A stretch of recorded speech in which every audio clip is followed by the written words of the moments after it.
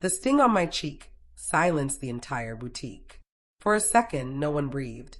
My sister Nicole's diamond ring glinted beneath the ceiling lights as her hand completed its arc, the echo of the slap still hanging in the air. Just moments earlier, I'd been holding out a lace veil, suggesting how perfectly it would match her gown. Now, my face throbbed where she'd hit me hard enough to make my ears ring. "Get out," she said through clenched teeth, her voice low but cutting. "You're humiliating me in front of everyone." The room seemed to freeze around us. Dozens of sequin gowns shimmered under the harsh lights, every reflection catching on the disbelief of the women staring at me. Nicole's friends looked down, pretending to fuss with fabric. Our cousins shifted uneasily. Only our mother met my eyes, not in sympathy, but with the kind of warning that said, "Don't you dare make a scene." But I didn't need to. I could already feel something colder settling inside me, pushing past the sting of embarrassment. Because what Nicole didn't know, what none of them knew, was that every glimmer of her dream wedding had been built on my money. The platinum card she kept tucked into her designer purse was mine. The $24,000 venue deposit, the photographer's retainer, the catering advance, the invitations, all paid from my savings. I took a deep breath, forced my trembling hand away from my burning cheek, and stood taller. Without saying a word, I turned and walked toward the door. The bell chimed softly as I stepped outside, sunlight spilling across the pavement. The noise of the city felt distant, muted. I pulled out my phone, opened my banking app, and stared at the screen. My finger hovered over the button for just a moment before I tapped 3 times. Cancel card. Done. My name is Lily. I'm 28. A hospital administrator, and that was the moment I decided to stop financing my sister's fantasy and start living my own life. Through the boutique's glass window, I could still see them. Nicole stood on the pedestal, the crystal-covered gown cascading around her like a chandelier. Our mother was beside her, beaming, completely unaware that their financial magic trick was seconds from collapsing. The sales associate approached with a tablet, smiling professionally as she asked for payment. Nicole handed over my card like she'd done it 100 times before, with confidence, with entitlement. The saleswoman swiped once, then again. Her polite smile faltered. She murmured something to Nicole, who blinked in disbelief. "What do you mean it's declined?" Nicole's voice sharpened, rising enough that I could hear it through the glass. "That card works. Try again." The saleswoman shook her head and turned the screen toward her. I could see the flush creep up Nicole's neck, her poise cracking as she looked toward our mother for help. The boutique manager stepped forward, his expression now more stern than sympathetic. He extended his hand toward the dress, the one that cost more than my car. I should have felt guilty.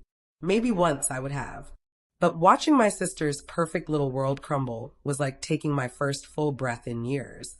I snapped a screenshot of the cancellation confirmation and slipped my phone into my bag.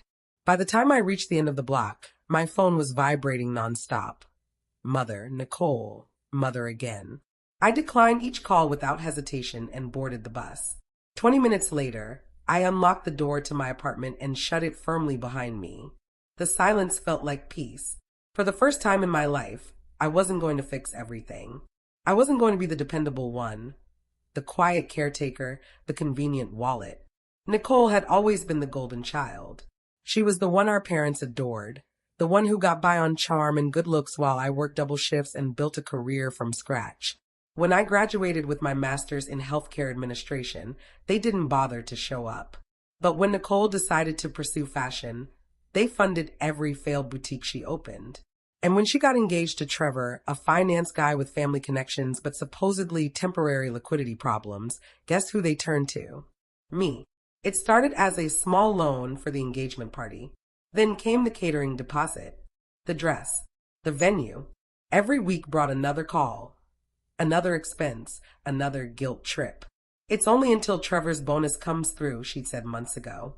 "You're not even using that money for anything important."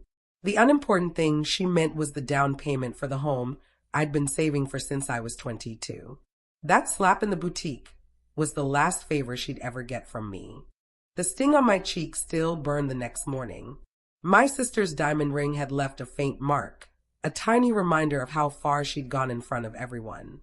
I sat at my kitchen counter with a cup of coffee, scrolling through my phone. 27 missed calls, 16 messages, each one more frantic than the last. 10:15 a.m., Mom, the boutique called. What did you do to the card? 10:22 a.m., Nicole, fix this now. 10:47 a.m., Mom. Nicole is devastated. How could you embarrass us like this? 11:30 a.m., Nicole. The venue is threatening to cancel. This isn't funny anymore. 12:10 p.m., Mom. Your father is furious. Call us immediately. 10:05 p.m., Nicole. Trevor's parents are asking questions. You're ruining my life. The final message had arrived at 3:42 a.m. If you don't fix this by tomorrow, don't bother coming to the wedding. I laughed out loud at that one. Without my money, there wasn't going to be a wedding to attend. Almost on cue, my phone started ringing. An unknown number. I hesitated, then answered. Is this Lily Winters? A man's voice asked, polite but tense. Yes, who's calling? This is Marcus from Grand Heritage Venue. We've been trying to reach Nicole Winters about an outstanding balance of $32,450 due today. Her number goes straight to voicemail, and you're listed as an alternate contact. I closed my eyes, picturing the ballroom Nicole had chosen, the glittering chandeliers, the marble floors, the massive guest list she swore was necessary. I'm sorry, Marcus, I said evenly. I'm no longer involved with my sister's wedding finances. He paused. I understand. Well, if you happen to speak with her, please let her know that without today's payment, we'll have to release the date.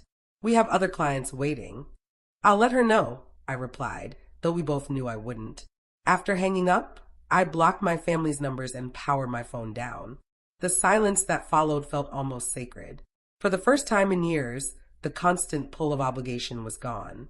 I spent the day outside, walked through the park, had lunch at a little cafe I'd always wanted to try, but had never allowed myself to splurge on. The irony wasn't lost on me. I was finally spending money on myself, not her. That evening, I turned my phone back on. One voicemail. The voice was familiar. Trevor, Nicole's fiancé. Lily, it's Trevor. Everything's falling apart. Nicole says you canceled a card, and now the venue's calling, the florist, everyone. I don't understand what's happening.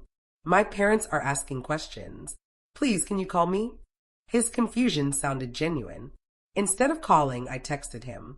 Nicole told everyone your family was covering the wedding. In truth, I've been paying for everything on my credit cards. She slapped me in public yesterday, so I canceled the cards. I'm done being her secret bank account. His reply came almost instantly. Wait, what? She told us your parents were paying. And just like that, the first domino fell. By morning, the fallout had spread faster than Nicole could contain it. Trevor's parents owed money, well-connected, had started asking questions. When they called the venue directly, the truth surfaced.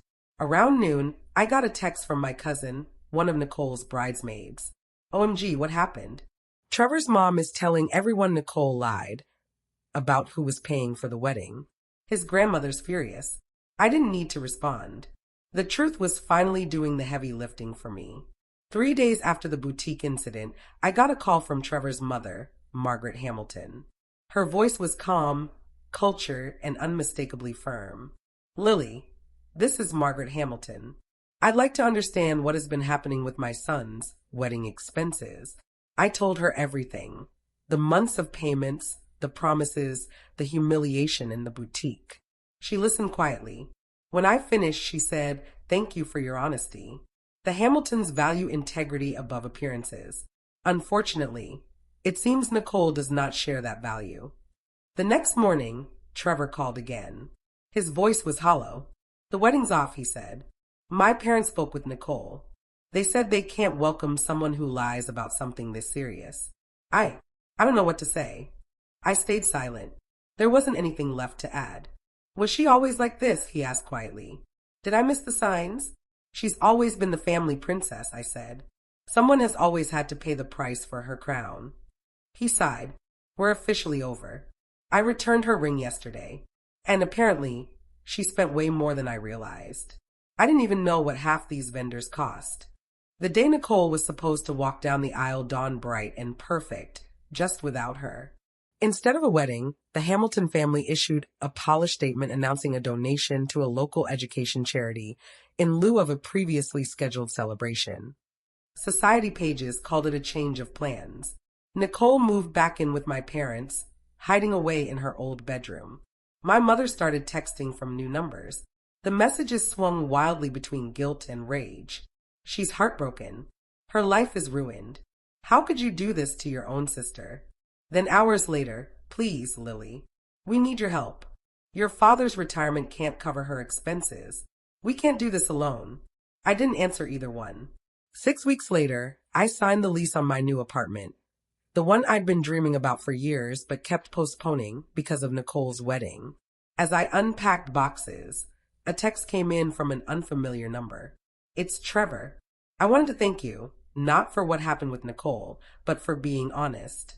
You showed me the truth before I made a huge mistake. I hope you're doing well. I smiled faintly, set the phone down, and didn't reply. On the coffee table sat a stack of graduate program brochures, hospital administration, something I'd always wanted to pursue before my life had been consumed by my sister's demands. That night, I stood on my small balcony, watching the park below come alive with lights and laughter. Nicole had lost her fiancé, her wedding, and the illusion of control. My parents had lost their golden child's perfect story.